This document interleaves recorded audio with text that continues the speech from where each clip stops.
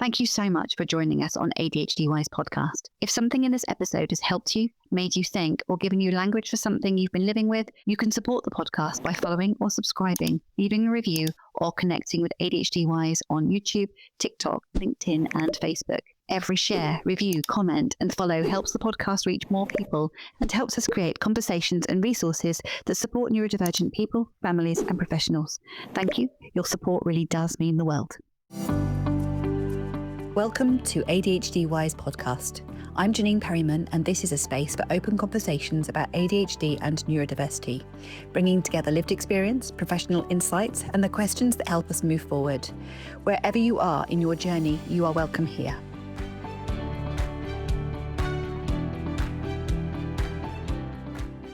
Hello and welcome to another edition of ADHD Wise Podcast. My name is Janine and today I'm joined by Rachel Boss from ADHD Jersey. So Rachel, we've done quite a lot of work together in the past. I was at your conference last year and I'll be at your conference next year. We'll talk about that in a little while. But what brought us together today was our discussions around the upcoming Channel 4 documentary, which I believe you have some opinions on, and I do too. There's a feeling of there's a shift in the media around the reporting of ADHD. And we know that these big headlines sell. And so I question, are we actually going to get a really balanced documentary or are we not? And that's what they've done, isn't it? They've put this out there to make us all think it's coming and it's going to be bad. And because of the producers as well and the history behind them, we're kind of all a little bit worried about it. And I'm worried about it. I've had inboxes from people saying that they're really worried about it. So it's like we're in this holding place again that ADHD always seems to be in, of what's coming, really, what's next. Just to sort of clarify, the headline reads, New Channel 4 documentary, The Great ADHD Myth, ? Seeks to determine whether ADHD is a genuine neurodevelopmental disorder or a social construct. Now that is provocative, and I feel like they're hiding behind the question mark, the great ADHD myth ? Because I feel like those people who are committed to misunderstanding ADHD will not notice the question mark. They will just see, the myth of ADHD is a myth. And I think that's kind of like what will hit those with whose confirmation bias is, told you ADHD was just a myth, just a made up thing. And then looking at the quotes from the people involved, from the professionals involved, they're quite concerning as well, aren't they? Yeah, definitely. And especially when there's one of them, that the doctor that said it's because of corporal punishment that ADHD, we've banned corporal punishment. ADHD is rife. I mean, in Jersey anyway, I mean, we always talk about putting the children first. Yeah. And obviously, it's not right to hit your children. Okay, that's why we've brought in the ban on corporal punishment, obviously. Yeah. And what we're doing is we're now listening to children. But what appears to be happening is we will only listen to children when it suits us that we'll listen to children. I mean, we do have a lot, don't we, on like the workplace adjustments, etc. But we still expect our children to sit in stiff uniforms on stiff chairs with no workplace adjustments whatsoever. His broad statement like that, it's deeply worrying, because then it will just be, there could be other people that think, oh, well, maybe we should bring back smacking our children to beat compliance into them, so to speak. Well, so this is one of those things, isn't it? Because I wasn't diagnosed with ADHD as a child. And I've spoken about this publicly before. If it was possible to smack ADHD out of a child, I wouldn't have ADHD.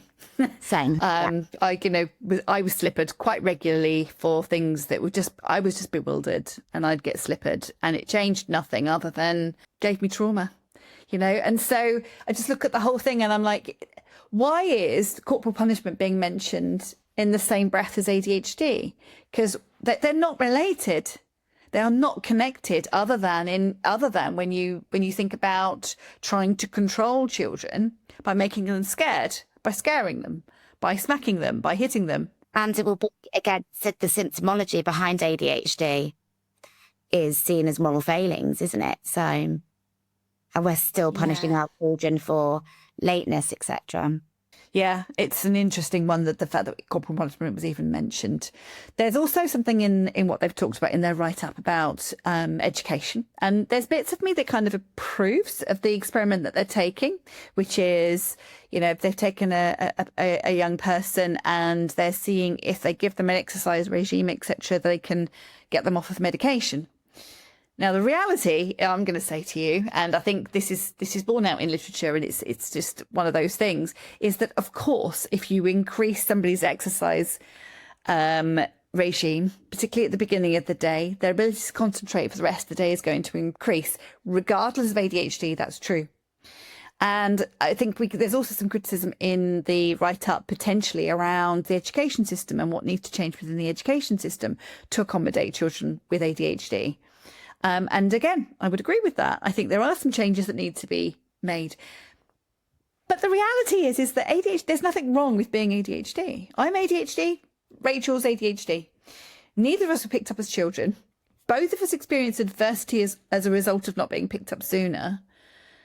Both of us recognise that at the point at which we received a diagnosis, we probably started to cost the NHS less and other systems less. But there were times in my adult life where I look back and I can tell that what was wrong with me was I was completely burnt out from masking, from just not being able to cope anymore with the demands being placed on me. And because I didn't know what was going on with me, I was needing tests and I was needing support from the NHS and from other systems that I probably wouldn't have needed if I had realised what I now know, which is you're exhausted, Janine, from trying to manage all of these things when you're not, you shouldn't be expected to manage all these things the same way as everybody else. You need to have a different way of managing them. I was falling under the weight of not being able to cope because I didn't understand what was going on with me. I was trying to be neurotypical, and trying to live up to all those neurotypical expectations was burning me out.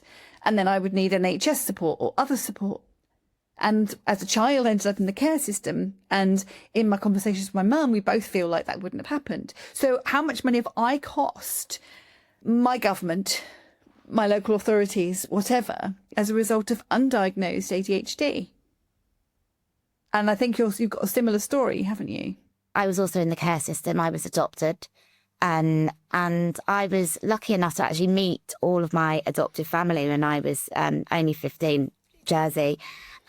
Myself and my twin. Usually, if you get adopted in the Channel Islands, you usually go to Guernsey, or the Guernsey kids would come here. So there's not really much option if you're bumping into your birth family. But our case was quite an unusual one, where we actually stayed in contact with my birth nan, my actual great nan. So, but I didn't. So I always knew that I was adopted, but I didn't actually find out that I was adopted. I didn't meet my birth family until I was 15, and I met them because I was in my maths class, and the boy across from me in my maths class used to babysit for my brothers and sisters. So, that's how I actually met my my natural mum.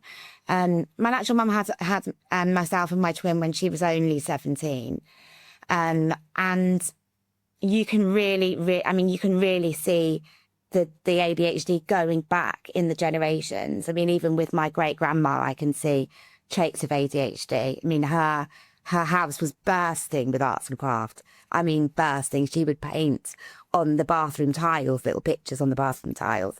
So, just like really quirky things like that. So there was always something.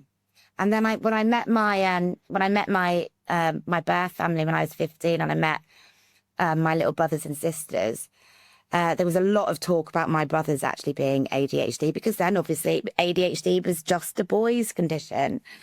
So, my brothers, unfortunately, they've had a pretty rough road, the typical ADHD story, failed school, in and out of prison, etc., and it's now they've stabilised now, thankfully. But, and even with myself, I mean, I was a tearaway, and I will admit it, a literal tearaway, until I was probably in my early 30s, when I started thinking, I'm not what everyone had told me. And I still didn't know that I had ADHD then either.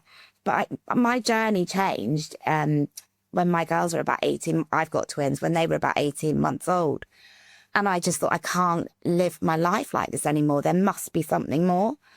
And I ended up going to Brighter Futures, this place in Jersey called Brighter Futures, and did some programs, etc., and then went to uni. And I never thought I would ever, like I said I talked to you previously about my school report. I never thought I would be capable of going to uni. Never thought it. And to go to uni and to study something that you love gives you so much passion.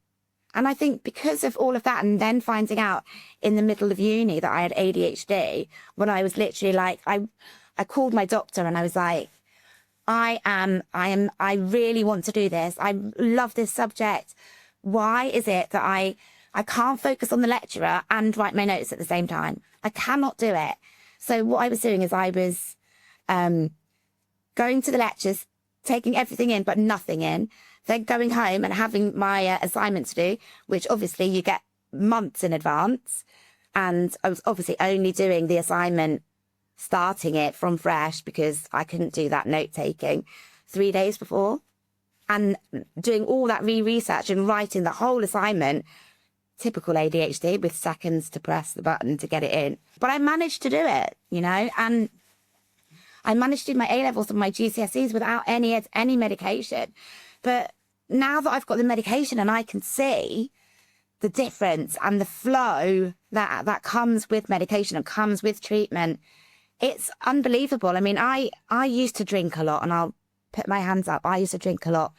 There was a lot of trauma in my life, and I used to reach for a bottle of wine because that was the way that we did it. I mean, you know, all of our parents, it was like the pub culture, you know, leave the kids outside in the car with a packet of crisps and a can of Coke, you know. So I was always brought up around alcohol. It was the thing to do.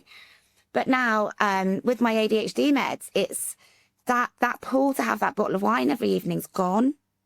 You know, all of that questioning myself all the time has gone. Just being able to manage everything and to know that you've got an answer for everything. I mean, that's the thing. It's like so many people don't understand, why do you want a label? Well, we want to know why. Why has this happened? Why, when I have been trying and trying and trying and trying to succeed my whole life and I keep failing, why? So what's so wrong about that? And you know, we've heard about, people that are in their 60s and 70s, you know, they shouldn't really get a diagnosis because they're wasting the time for the youth. But there's really some... Well, that's very ageist. That's incredibly ageist. Exactly. But there's some 60 and 70-year-olds that are struggling with what's happened to their whole life, and they want an answer. And you know what? They might not want medication, but if they want that answer, give them the answer. Yeah, I agree. I completely agree. How do you solve a problem until you know what the problem is? And I know I literally... very, very quickly after getting my diagnosis, I started to solve the problems because I understood what the problem was. I could drop this narrative of you're just a rubbish human. I realized I wasn't a rubbish human. I was a struggling neurodivergent person. And that in itself, just that little bit of information just meant I was able to start solving my own problems. So the example I regularly give is that I used to run out of fuel in my car all the time. Talk about a metaphor for life.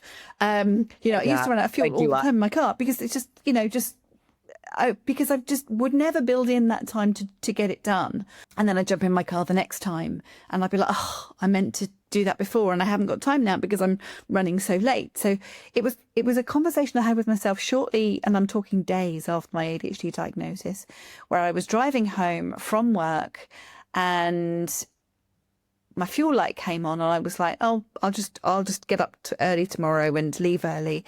And I had this word with myself, which was, no, Janine, you will not remember to get up early tomorrow to go and do it. Go and do it now. Now, that might sound obvious to most people, but it isn't when it's your lifetime of chaos and not knowing that you won't go and do that thing tomorrow because you don't know yourself. You don't know that there is a biological reason in terms of the way you are wired that will mean that you're not thinking when you get home this evening, or to set an alarm, or you won't think first thing in the morning, oh, I've got to go and fill up my car. You're not going to hold that information in mind. You're just not. You're going to be running late and you're going to push it again. And so I was like, I'm going to go and get the fuel now. And I went and got the fuel now. And I remember talking to myself while I was filling up with fuel going, this is how it has to be from now on. You have got to keep a reasonably full tank of fuel from now on. And I then had a pattern where it was just like I would get paid. And one of the first things I would do is I would fill up my car with diesel straight away. As soon as I got paid, it was one of the first things that I would do. I'd fill up my car. And actually, that's how it's not just fuel.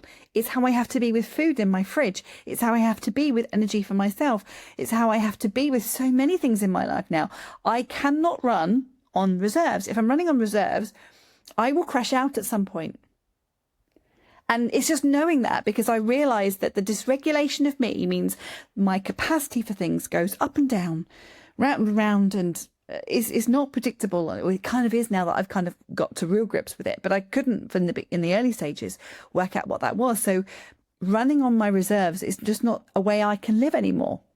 I know that I can't live on the reserves of my money. I cannot live on of my fuel, of my energy and everything else. I know that because I know that my ADHD isn't in charge of me. I'm in charge of my ADHD. But you can't get to that point unless you're diagnosed. You just don't know, do you? And even though like so many people can say like you are the poster child for ADHD, when that ADHD test is coming up, you're going, what if I'm just a dick? What if I'm an idiot? What if I'm just stupid? What if they find out? I mean, that's what I've heard from so many people, you know? It's like, what if they find out about me? And that is just such a heartbreaking thing for so many people to deal with, and then get the answer and then just go, here's your tablets, bye. I mean, this is where we're at. You know, we're not explaining any of it to anybody. None of the executive functioning. There are so many clinicians that I've spoken to who think the only reason to give people an assessment for ADHD is if you're going to give them meds. And that is not that they are two separate things. Getting a diagnosis and making a decision about meds, they are separate things. Separate things, yeah, 100%. Completely. I mean, we have people that come to us and they don't want meds, and that's, you know, it's all a personal choice. For me, meds are a lifesaver, an absolute lifesaver, and for a lot of people they are. I'll talk about the experience with my girls anyway, but kids and meds, it's difficult. It really is difficult. You need to be looking at the dosages of the meds when the kids are on them. My children refuse to take them, and a lot of children do, because they don't like that feeling of being restricted in their minds, you know. My Tiani is incredibly creative, but didn't manage very well through school and everything. And it's only now at 17, when all of this maturity is starting to build up, I think it's time that I went back on ADHD meds, you know, and the change in her, and the productivity in her, and her happiness levels, and all of this is just blooming at the moment, you know. And I'm going to get quite emotional, to be honest. I'm 50 next year, and for the first time as being a mum and having all these children in my house and around me, I feel finally that things are starting to get in control. Yeah. And you deserve that. And if meds make that possible for you, then meds make that possible for you. Yeah. And I think that, and that's the thing as well, isn't it? There's so many mums out there that I just, you know, they don't know if they're ADHD. They're not aware of, you know, that all of this teenage twins and arguing. I've got the book. If you need help, come to me. When you're a mum with ADHD as well, and you don't know that you've got ADHD, you don't know that you're emotionally dysregulated. You don't know that. And so when your child's emotionally dysregulated and you're emotionally dysregulated and the house is just chaos, it's just a whirlwind constantly.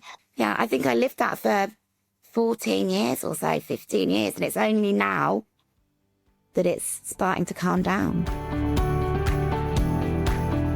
Do you feel there is more going on for you or for your child, but you are unsure where to start? At ADHD Wise, our neurodiversity pathway offers a cross-neurotype assessment for adults, children and young people. Cross neurotype means we look across a range of neurodevelopmental profiles and differences, including ADHD, autism, dyslexia, dyspraxia, dyscalculia, language and communication, sensory processing, executive function, and regulation. The pathway includes WiseClear, which helps collect detailed information from you about everyday experiences, strengths, and challenges. It also includes Creos, which gives us an evidence base based on activities that you perform online that shows us things like attention, memory, reasoning, and cognitive processing. We then build this together with a semi-structured interview so that we can triangulate the information and build a clearer picture of what may be going on for you. The aim is to help you know where you are, what might be contributing to the challenges that you or your child are having, and deciding on next steps, whether that be a diagnostic, support in school or in work, coaching, adjustments, or simply better understanding yourself or your child. The neurodiversity pathway is about clarity, direction, and helping people be better understood. You can find out more at adhdwise.uk and look for the neurodiversity pathway. So I'm also a mother of twins, which is and we're not. Please don't think we're sort of talking about twins in correlation with. But the reality is we both do have twins. Mine are 24 soon, both working. One's a graduate, one's not. My son is doing a very physical manual job. He's an IT installations, so he's running cable through here, climbing up a ladder there, sorting this out, drilling a hole, and then having to sit down at a laptop and troubleshoot. And because his job is so physical and he finds it interesting, he doesn't need medication. Now, my daughter, whose work is very much sit down, have to sort of concentrate, have to get through things. When it's things that she's really enjoying, she can probably manage. But the reality is Becca chooses to medicate. So that's just the way that is. Becca chooses to, Will doesn't, because they've got a different sort of lifestyle that they're managing, and therefore that's kind of like how that works for them. I was medicated as soon as I was diagnosed at 41. I am now 53. I cannot medicate now because of another health condition, which means I cannot medicate. But one of the things that I'm so grateful for the period of time where I was, because I learned what concentration means. I learned how to learn. I learned how to do things in sequence, because the way I explain it with regards to ADHD medication was, it's like your brain without it is just so busy, and it's like a bubble gun. And so the logo is related to ADHD Wise. The reason it's got bubbles on it is because of that. It's like, the whole thing of everything is just popping everywhere all at once, everywhere, and you can't see it all and you can't access it all. And what ADHD medication did was it didn't stop it. What it did is it slowed it down and sort of like into more of a funnel. So everything was in front of me and I could see what I had to do much more clearly. And then I was able to move from one thing to the next thing to the next thing. So my brain was far less chaotic, which means I had more successes. Now, in that time of having more successes, I learned so much about myself and how I could function, that even now without that medication, I still lean into those strategies. I can still make a decision as to like how I'm moving forward. And yes, my brain is much more chaotic than it would be without medication, but it's just not an option for me. But I learned so much about me on it that I have been able to replicate off it. And I think that I deserved that. And society benefited from me having it as well, because I wouldn't have got to the stage where I am. I wouldn't have been as successful as I am if I hadn't have had that period of time. So I deserved it, and society deserved it. And your family deserved it as well, It's like, that's the thing, It's like everyone around deserves it, really. And it's never just one child, is it? It's always, one child and the parents and the grandparents. I mean, that's just with the genetic sides of ADHD, but for that child and on its own, it's like that child is affecting so much around him, friends, family, teachers, all of this that's going on. And we really need to be looking at it more joins up, I think. How we're working in Jersey is ADHD Jersey wants to be the agency in Jersey that everyone goes to for ADHD, and it's the same message across the board to criminal justice, to teachers, to education, to everyone. This is what ADHD looks like, because we don't even teach our parents what it looks like. Parents have got no idea of the brain functioning behind executive dysfunction. The switches between the executive function network and the salience network. if we explain these to our parents, you know, it's going to be just making it so much easier for them to understand, but also for the children too. You know, if we talk to our children about how their brains are working, this is what's happening. That's why you might be stuck right now and not able to switch on to the next thing, you know. Just instead of all of this blame and shame and all of this, I don't understand why why has nobody ever explained to anybody what ADHD actually is? Why is it all...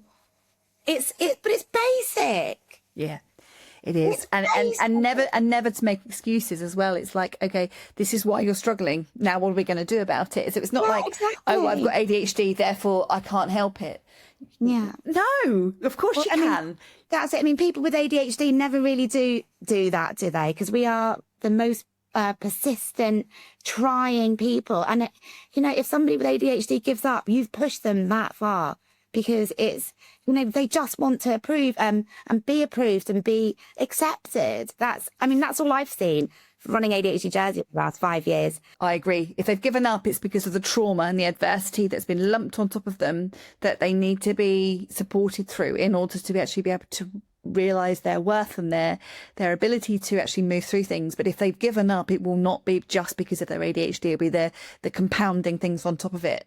And this is why we're saying, what is the cost of not meeting the needs of people, not identifying ADHD, leaving people struggling? And it's the adversity on top, which means I think they then give up. Well, it's it's billions, isn't it? It's across the UK anyway, it's billions. But I mean, for Jersey, I mean, we know that the estimates, well, I mean, the European study suggests that £20,000 per person per year. So, and then what we're looking at, 6% in 100,000 people. So that's a lot of people. We also have to remember that the prevalent rates of ADHD are only those that are diagnosed. So what's going on with all the people on the waiting list? Well, speaking of waiting lists and the increase in demand, part of the reason that we've had an increase in people identifying as ADHD and wanting an assessment is because women and girls were suddenly realised to be sort of like part of this picture. So you could expect then immediately that there was going to be an upstep in the demand for, and this was just redressing the balance for the fact that 50% of the population had been ignored before because all the women had been ignored before. And then you've got the backlog and them trying to push against this backlog, against identification now. This is a women's issue. This is a women's issue. We've been ignored. And we're saying we're not going to be ignored anymore. We're going to push for this. And of course, with every woman who then recognises this for herself, they might recognise it for their son. They might recognise it for their partner. And so actually, this is a very, very much a women's issue. And then pushing back against people being assessed, identified and supported. So keeping medication as a separate issue to some extent. Yes, it's really, really helpful. ADHD medication can be a life changer. I went from being a non-believer, I'm just taking a tangent here. I went from being a non-believer in ADHD when they gave my daughter an ADHD diagnosis at 19. She'd been diagnosed with Asperger's when she was 8. They added ADHD when she was 19 and I was angry because I didn't believe in ADHD. But I was wrong. And I knew I was wrong because they gave her a medication, which they had to talk me into. And even though she was 19, because she's got vulnerabilities, and it was like seeing a key and turning a lock in terms of what it did for her. And I realised in that moment that I had been completely ignorant, and there was no intent, no ill intent on my part. So it's like when I hear people resist it, I don't even blame them because I know I was. But love wakes us up. Love wakes us up. Seeing my daughter suddenly be able to access parts of herself she couldn't before because of medication, I just realised how wrong I was. All of those things, you know, it's just whatever it happens to be, big or small things. Our children deserve to thrive. If getting their neurotype identified is part of that journey, what's the problem?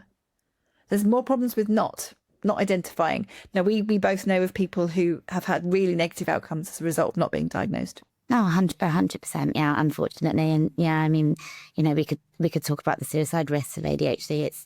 It's so sad. I mean, what do we do? I mean, what do we do with the documentary that's coming out? Do we reconvene in a month's time and go over what's happened then? Like, you know, it's We need a magic wand, don't we, Janine? I think. I mean, I would love, I would absolutely love, for me and for Jersey, I would love to have key workers working for us, and then literally going through, like, you have a one-to-one, and then you sit down with the patient, and you literally, the client, and you go through a tick box, like how is your social life getting on, and how's your relationships, how's employment, how's your home life, your finances, and like really just go through these things, and then kind of see where they need the most support.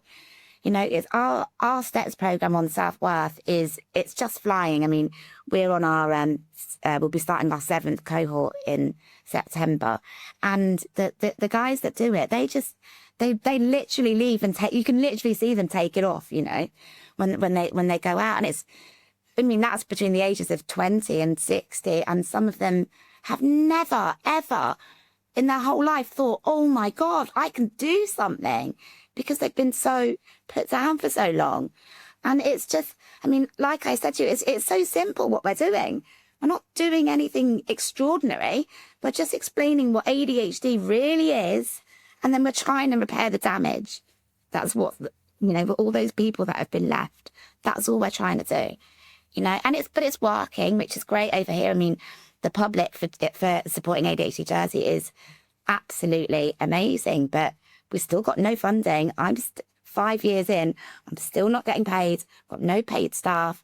And it's just, are you trying to work us into the ground, but that's ADHD all over, isn't it? We will work and work and work and work. We won't give up now. Thank God I've got 20 of the most amazing volunteers, and we'll keep pushing. We'll bring our teenage program in. We'll get you back over in May. It's like all of these things that there will be no stopping us, And I think that is the beauty of ADHD, is that when we've got a bee in our bonnet, we will not drop it. And there's an army of us now, I think. So, well, good. I think that's the thing. We were talking about why is this happening, and just before we came on live, just before we pressed record, we were talking about that. Why is this happening? And I was saying to Rachel, I think part of the issue is that progress never happens without pushback. And we're in that pushback stage.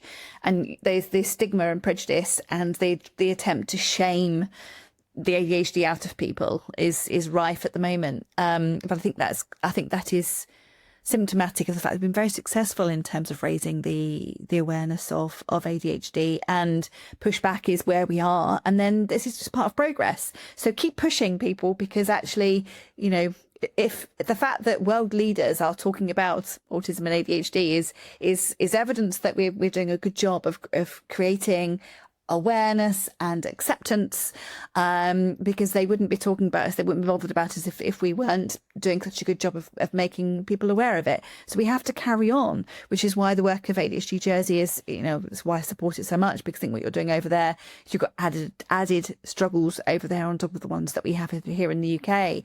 But you're hosting ADHD Europe's conference next year, aren't you? Which is amazing. Yeah, so we're in a really good position where we are. We joined ADHD Europe last April, and then Charlie, and one of our girls, Charlie, and I went to Parliament, and we spoke in Parliament, which is absolutely delightful. We then went to Athens. April last year we went to London and joined ADHD Europe. We went to Athens this year, and we submitted the vote for the ADHD Europe conference, and we won the vote. So we've got 30 ADHD organisations coming to Jersey in May. So we will be holding a big conference again, and it will be a public one as well. So if anybody wants to come over and meet us. I will definitely be there. For sure, 100%, yeah. And this is the thing, it's like everybody pulling together, and that's what it's going to take. We need a team. We need to be a team. We need to recognise that we're only getting pushback because we're successful.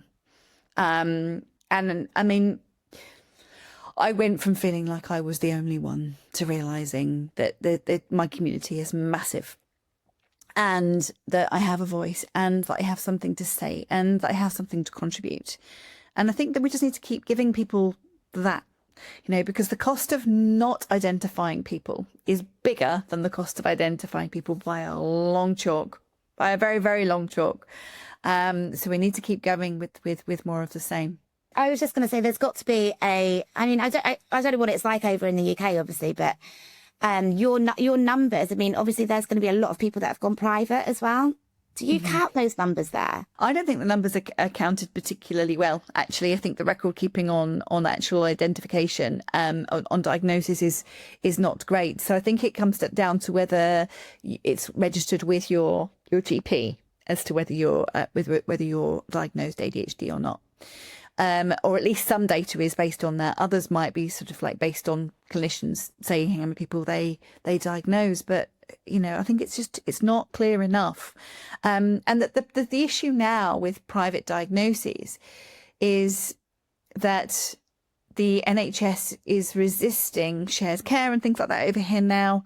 So that is more problematic, and lots of waiting lists closed. In Scotland, for example, they closed the waiting lists and are basically refusing to do anything. And it's just unbelievable, really, isn't it? There is no shared care in Jersey at all.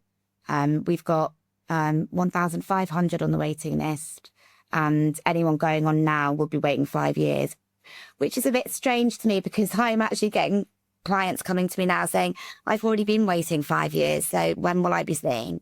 One of the things we talked about when we were over there for your conference was that, say, a student, for example, from Jersey has a diagnosis, is medicated, it's got a prescription even in Jersey. They go to the UK to study and they probably won't be able to access meds. Yeah, I mean, I think, I'm not sure about what's going on with the private diagnosis, but I think now that the government-supported people will actually do have a pipeline, but I wouldn't say that the private people do. And this is the issue, because obviously Jersey is supposedly such a rich and affluent place. We have got so many private prescribers out there. We've got no idea who's actually been diagnosed and who hasn't on the waiting list.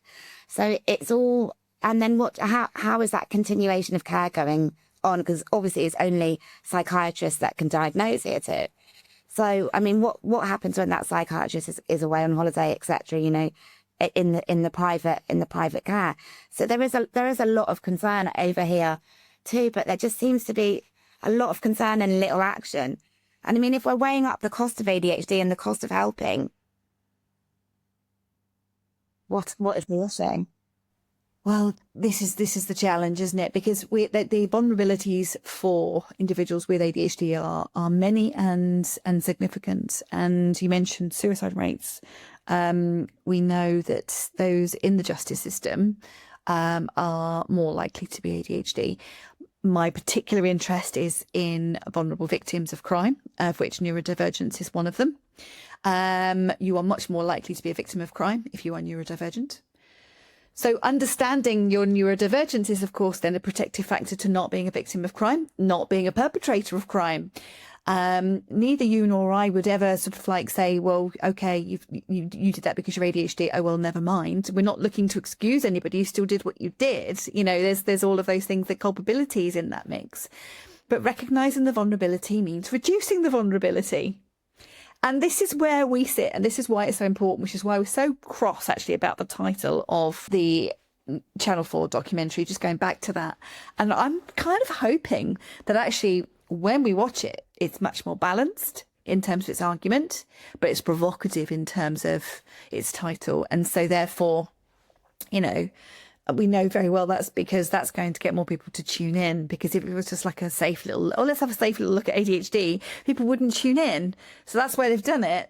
But it's just so, No, it is. It's that not again feeling, isn't it? Like all of that work that we've done for so long, and you're just one title and you're ruining it all. Stop.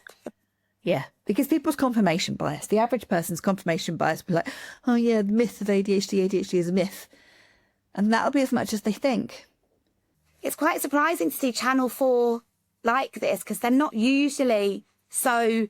Well, they are provocative, but they're not usually as, in this way type thing. So against the science, really. I mean, that's it, isn't it? We have the science. We know ADHD is real. We know it's genetic. We know all of this. We've had paper after paper after paper saying it. So why are you saying, is it a myth? No, it's not a myth. And that's That's the question, really, that we should be asking, isn't it? You know, why are you saying this? Yeah. Why Because pushback. Yeah, exactly. Yeah, so we'll see. And fingers crossed that they, you know, they really surprise us and it's, you know, a really good, balanced documentary. Let's hope so. So bearing in mind the ADHD Wise audience is pretty much people like us, Rachel, what would you say is the message they need to hear from you right now? Specifically from you. What do you have to give to people right now? I would say that you're okay, basically, you know, and it's all right to be who you are and learn about your ADHD and love your ADHD, you know, and if you've got kiddies out there with ADHD and they're struggling to teach them about ADHD because they don't know, they don't understand why they feel more than other children feel, you know, and if you tell them that, they might understand, you know, ADHD kids they get bullied more, but they feel more from that bullying, you know, so that kid is hurting at home from being bullied. It's not the same as a neurotypical kid hurting, but you could explain that to your child. You have got ADHD, so therefore these unkind words are going to hurt you more, you know? And it's just, I say it all over and over again. Knowledge is power. Knowledge is power, you know? Learn as much as you can. And then go into the world. Don't, you know, you have to understand that even if you don't know that if you've got ADHD or your child has, it's all about just learning and being at one with each other, isn't it? And it's talking and questions. And I mean, it's even, you know, this thing about teachers and, oh, but, you know, how are they going to teach my child when they've got to deal with that ADHD brat over there? You know, it's, you hear it all the time. You hear it. And I mean, even when I'm running stands, I get people coming over going, oh, well, don't you know, all of these parents are just doing it because their child wants support. I'm like, yeah, of course, you know, they're just hanging off the back of a diagnosis for a year, 2 years, just because they want their child support, while that child is literally on its knees at school. You know, it's just, yeah. So I would just say, keep fighting, keep speaking your truth, keep learning, and yeah, let's go and get them. And that's the thing, isn't it? It's like we are way too far out of the box to be put back again.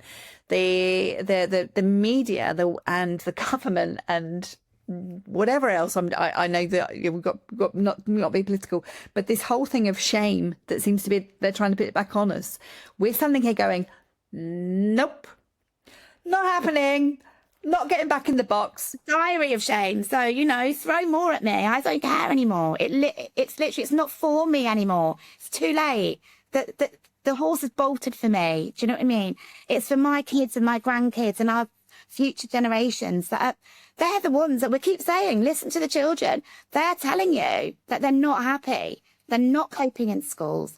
They need support. And if you know, everybody was talking about, oh, there's so many people on PIP and all of, if those people were supported, they wouldn't be on PIP.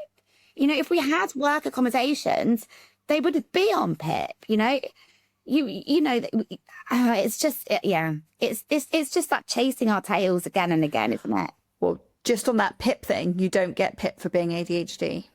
No, I know, it's not a thing. I know, and it's another misnomer, isn't it? Misconception. I mean, it's a misconception. Yeah, it's you know, it depends on how you're presenting, etc. All of this, you know, and it will never be just because of ADHD alone. Anyway, ADHD might be a factor, but it won't be the thing. Why is that narrative being pushed out? You know, why? Well, I guess because people benefit from pointing the finger at somebody, and it happens to be our turn at the moment. Yeah. But I think you've got a new Prime Minister. Are you hopeful? Well, I'm hopeful, but cautiously hopeful, because you don't really know. We need some serious change in ideology here, particularly in our education system. And I think he's got some good ideas, but we will see what we see. It's difficult to know what's going to happen there. Yeah, I'm hopeful. But cautiously hopeful. Yeah, same. I am hopeful. Cautiously hopeful, I think is the right word. And we've got the autumn and ADHD reports coming out, isn't it, soon? So that'll be interesting to go over as well. Okay, so we will be into a new season in next week's is the last one of this season. So I will have you back in season 2. We'll have another chat about things, and I want to promote what you've got going on in Jersey as much as I can, particularly with you having ADHD Europe there. Get as many people involved in that as we possibly can, because we do all need community and we do need our organisation to be pulling together, which ADHD Europe does. So that's a massive support network. So, Rachel, thank you so much for coming on today. I hope people have enjoyed listening and benefit from hearing this stuff. And if you watch the documentary, then great. Do let us know what you think. If you decide not to and you decide to mark yourself stay safe from the documentary, then absolutely fine for that as well. Let's hope it's more balanced than the title suggests. It is a provocative title. But let's just remember, the only reason we're getting pushback is because we're being successful in terms of changing the narrative and reducing the shame around ADHD. And that is the reason we are targeted. And therefore, we've got to keep it up. We've got to stick together, keep pushing for the change, to be the change, because the cost of not identifying ADHD is significantly higher than the cost of actually identifying it. So let's keep pushing, everybody. And thank you very much, Rachel, for being here. And we'll speak to you soon.